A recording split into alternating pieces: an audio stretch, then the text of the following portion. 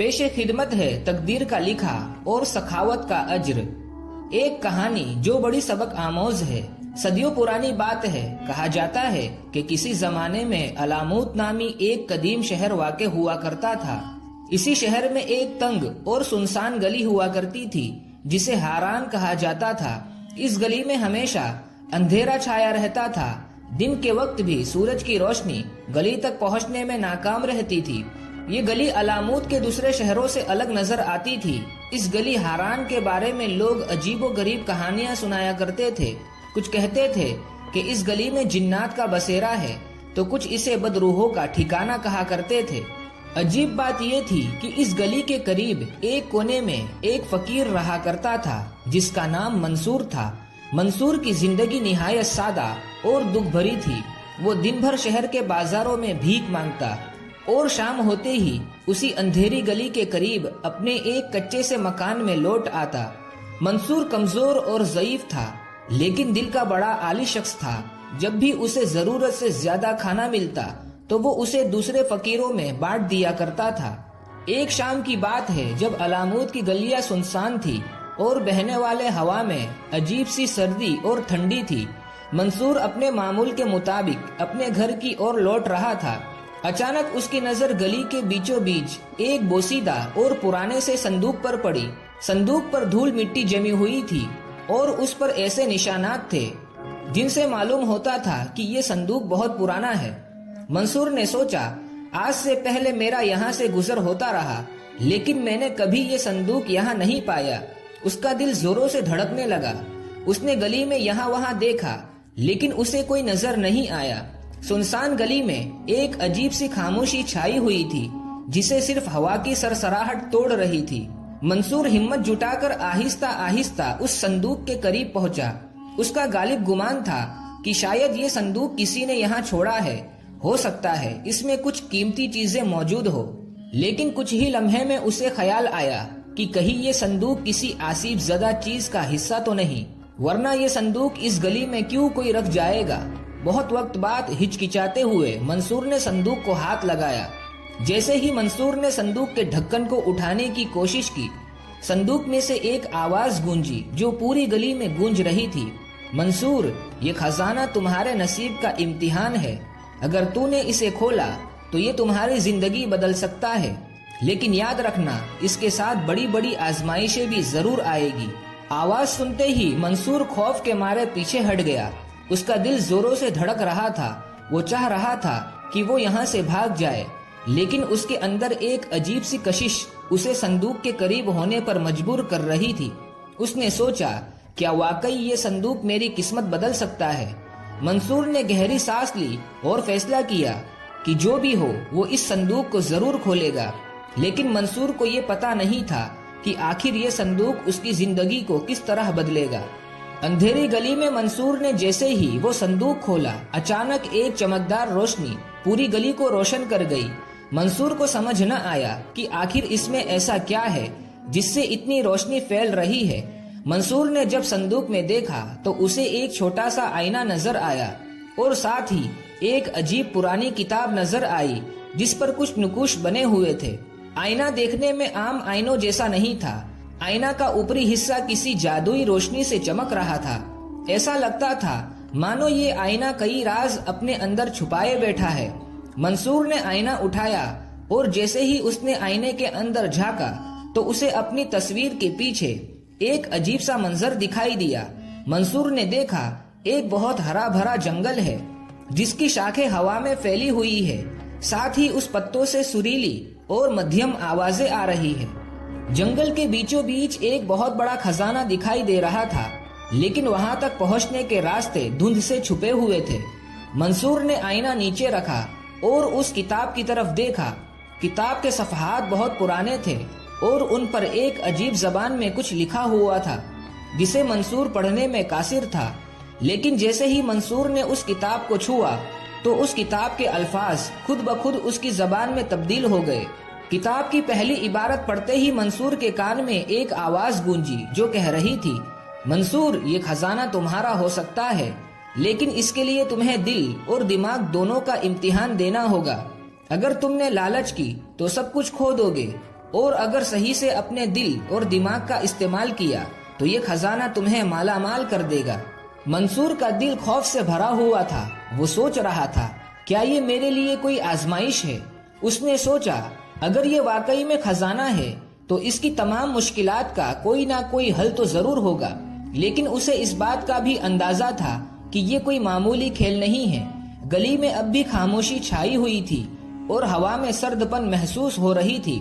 منصور نے وہ صندوق اٹھایا اور اپنے مکان میں لوٹ آیا، لیکن آج نیند اس کی آنکھوں سے بالکل اوجھل تھی۔ بے چینی کے عالم میں جب اس نے کتاب کو کھول کر اور پڑھنے کی کوشش کی تو اسے معلوم ہوا کہ جنگل تک جانے کے لیے اسے ایک خاص راستے پر جانا ہوگا جو علامود کے پرانے بازار کے پیچھے ایک خفیہ دروازے سے شروع ہوتا ہے۔ لیکن کتاب نے منصور کو خبردار کیا تھا کہ اس سفر میں خطرے پیش آئیں گے اور اسے ہر قدم پر اپنی دانش مندی کا مظاہرہ کرنا ہوگا۔ اگلی صبح منصور نے فیصلہ کر لیا کہ وہ اس خزانے کی تلاش میں نکلے گا۔ منصور اپنے ساتھ اس آئینے اور کتاب کو لے کر گھر سے چل پڑا۔ وہ سوچ رہا تھا، پتہ نہیں یہ سفر اس کی زندگی کو کس طرح بدل دے گا، لیکن اسی کے ساتھ یہ سفر اس کے حوصلے اور نیت کا بھی امتحان ہوگا۔ منصور کتاب اور آئینے کو ساتھ لے کر علامود کے پرانے بازار کی جانب روانہ ہو گیا۔ بازار پہنچ کر منصور نے دیکھا کہ بازار میں بہت بھیڑ خرید و فروخت کے لیے جمع ہے۔ کتاب میں بیان کردہ خفیہ دروازے کا سیرا تلاش کرنا آسان نہیں تھا۔ کتاب کے مطابق خفیہ دروازہ ایک پرانی قلعے نما دکان کے پیچھے تھا۔ کافی ڈھونڈنے کے بعد آخرکار منصور کو وہ دکان نظر آئی جو قلعہ نما بنی ہوئی تھی۔ منصور جب اس دکان کے قریب پہنچا تو اسے وہاں ایک دکاندار نظر آیا جس کی آنکھوں میں گہری چمک تھی۔ دکاندار نے منصور کو دیکھا اور مسکراتے ہوئے بولا، کیا تم کچھ خاص تلاش کر رہے ہو؟ منصور نے جھجکتے ہوئے جواب دیا، جی مجھے ایک راستہ چاہیے جو اس کتاب نے مجھے بتایا ہے۔ منصور کی بات سن دکاندار کچھ دیر خاموش رہا، پھر آہستہ سے کہنے لگا، یہ راستہ تمہیں ضرور ملے گا، لیکن یاد رکھنا اس راستے کے ہر موڑ پر تمہارے ارادے اور نیت کا امتحان لیا جائے گا۔ اگر تمہارے دل میں ذرا بھی لالچ ہو تو واپس پلٹ آ جانا۔ یہ کہہ کر دکاندار نے ایک پرانا دروازہ جو زنگ آلود تھا کھولا، جو اس دکان کے پیچھے چھپا ہوا تھا۔ دروازہ کھلتے ہی منصور نے دیکھا کہ ایک لمبی مگر اندھیری سرنگ تھی جس کے آخری سرے پر کچھ مدھم سی روشنی نظر آ رہی تھی۔ منصور نے گہری سانس لی اور قدم آگے بڑھا لیا۔ سرنگ کے اندر جاتے ہی عجیب و غریب آوازیں منصور کو سنائی دینے لگی۔ دیواروں پر طرح طرح کے نقوش بنے ہوئے تھے۔ ماحول ڈراؤنا ہونے کے باوجود دلکش نظر آ رہا تھا۔ جیسے ہی منصور آگے بڑھا، سرنگ کا فرش ہلنے لگا اور اچانک ایک آواز سنائی دی جو کہہ رہی تھی، پہلا امتحان ایمانداری یا لالچ۔ تھوڑی دیر بعد منصور کے سامنے زمین سے ایک یاقوت کا صندوق نمودار ہوا جس پر لکھا تھا، یہ خزانے سے بھرا ہوا ہے، تم چاہو تو اسے لے کر یہاں سے چلے جاؤ۔ منصور نے صندوق کو غور سے دیکھا تو اس کے اندر سونے جواہرات نظر آ رہے تھے۔ اس کے دل میں خواہش جگی کہ اسے لے لے، لیکن اسے کتاب کی وہ عبارت یاد آئی کہ لالچ تم سے تمہارا سب کچھ چھین لے گی۔ کچھ دیر سوچنے کے بعد منصور نے صندوق کو چھوئے بغیر سر جھکا کر آگے بڑھنے کا فیصلہ کیا۔ اس کا آگے بڑھنا تھا کہ ایک نیا دروازہ اس کے سامنے نمودار ہوا۔ دروازے کے کھلتے ہی منصور نے دیکھا کہ اس کے سامنے ایک بہت بڑی گھاٹی ہے جس کا دوسرا کنارہ بہت دور تک نظر آ رہا تھا۔ گھاٹی کے درمیان ایک پل بنا ہوا تھا اور پل کے نیچے آگ بہہ رہی تھی۔ منصور کو اس پل کو پار کر کے دوسری طرف جانا تھا، لیکن ہر قدم پر ایک نئی مشکل منصور کا انتظار کر رہی تھی۔ منصور نے پل کے کنارے کھڑے ہو کر ایک لمبی سانس لی۔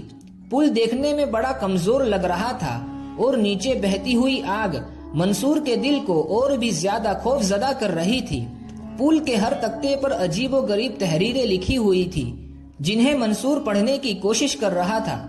پل پر قدم رکھتے ہی ایک آواز منصور کے کانوں سے ٹکرائی جو کہہ رہی تھی، یہاں تمہاری نیت اور عقل کا امتحان لیا جائے گا۔ اگر خوف اور لالچ میں تم مبتلا ہوئے تو پل گر جائے گا۔ منصور نے خود کو سنبھالتے ہوئے پہلے تختے پر قدم رکھا۔ اس پر لکھا تھا، دو لوگ تمہاری مدد کے طلبگار ہیں، لیکن تم صرف ایک کی مدد کر سکتے ہو، تو بتاؤ تم کس کا انتخاب کرو گے؟ اچانک منصور کے سامنے دو تصاویر ظاہر ہوئی۔ ایک بوڑھی عورت تھی جس کے چہرے پر بے بسی کے آثار تھے، اور دوسرا ایک جوان تھا جو زخمی حالت میں زمین پر پڑا تھا۔ منصور نے سوچا اگر وہ نوجوان کو بچاتا ہے تو ہو سکتا ہے وہ شخص اپنی زندگی میں کئی اور لوگوں کی مدد کرے گا، لیکن بوڑھی عورت کی حالت بھی رحم کے قابل تھی۔ منصور نے چند لمحوں کے اندر ہی فیصلہ کیا کہ نوجوان کو بچانا ہی زیادہ عقل مندی ہوگی۔ جیسے ہی منصور نے یہ سوچا، تختہ روشن ہو گیا اور پول کا دوسرا حصہ اس کے سامنے کھل گیا۔ اب منصور دوسرے تختے کی اور بڑھا۔ اس پر لکھا تھا دولت اور سکون۔ اسی کے ساتھ دو راستے ظاہر ہوئے۔ ایک راستے پر سنہری سکوں کے ڈھیر لگے ہوئے تھے، جبکہ دوسرا راستہ سنسان اور خاموش نظر آ رہا تھا۔ منصور کو یاد آیا کہ کتاب میں لکھا تھا دولت عارضی ہے جبکہ سکون ہمیشہ کے لیے ہے۔ بغیر کسی ہچکچاہٹ کے منصور نے سکون کے راستے کا انتخاب کیا۔ جیسے ہی منصور نے قدم آگے بڑھایا، پل کا وہ حصہ بھی روشن ہو گیا اور تیسرا حصہ ظاہر ہو گیا۔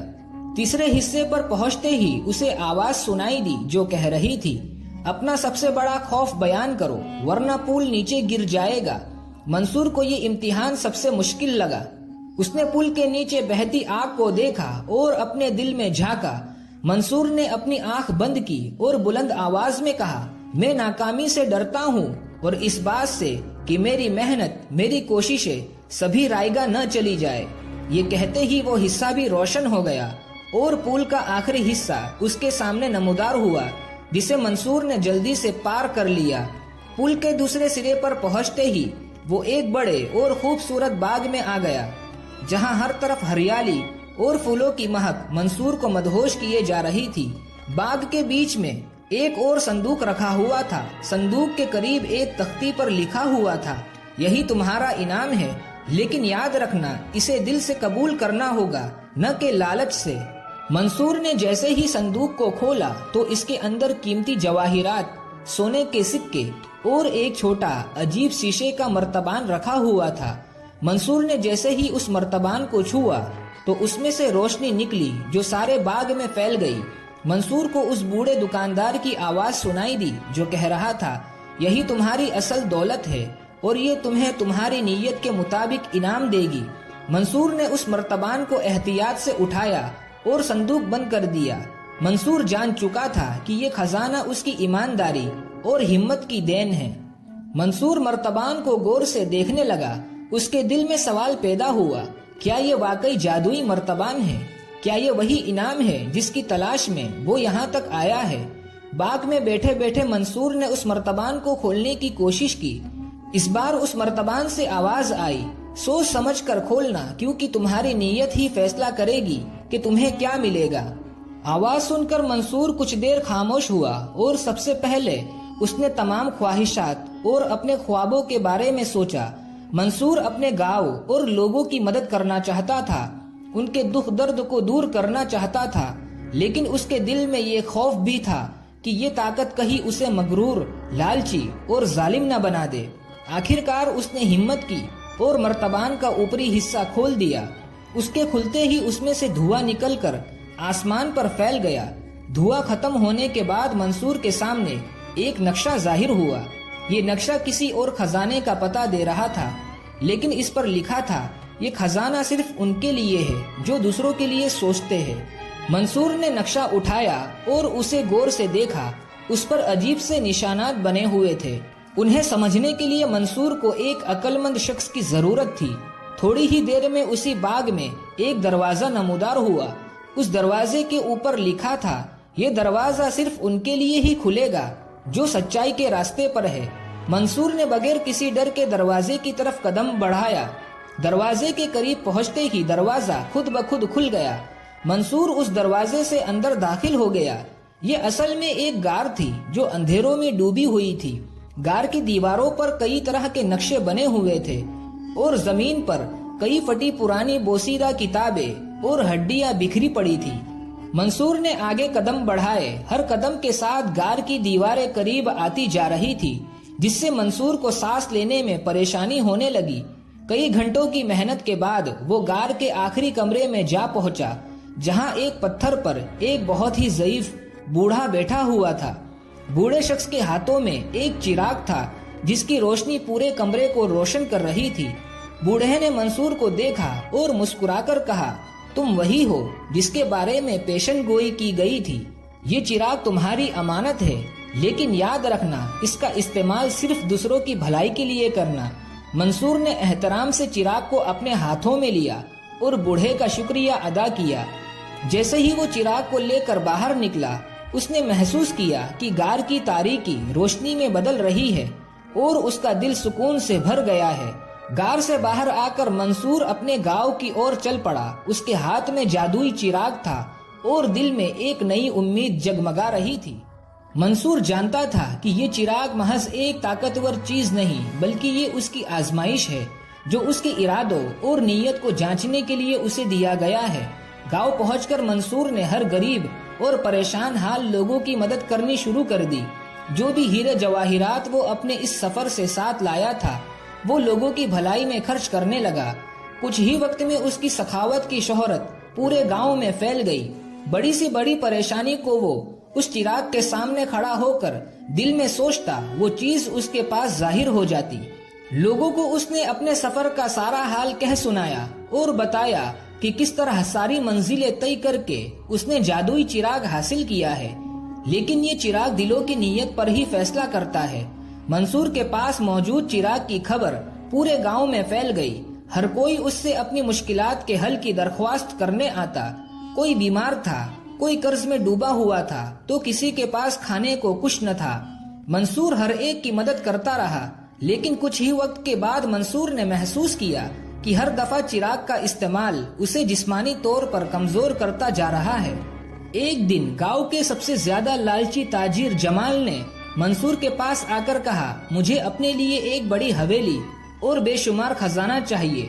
منصور نے اسے سمجھایا کہ یہ چراغ صرف ضرورت مندوں کے لیے ہے، لیکن تاجر نے اصرار کیا اور غصے سے کہنے لگا، اگر تم نے میری خواہش پوری نہ کی تو میں تمہیں سخت سزا دوں گا۔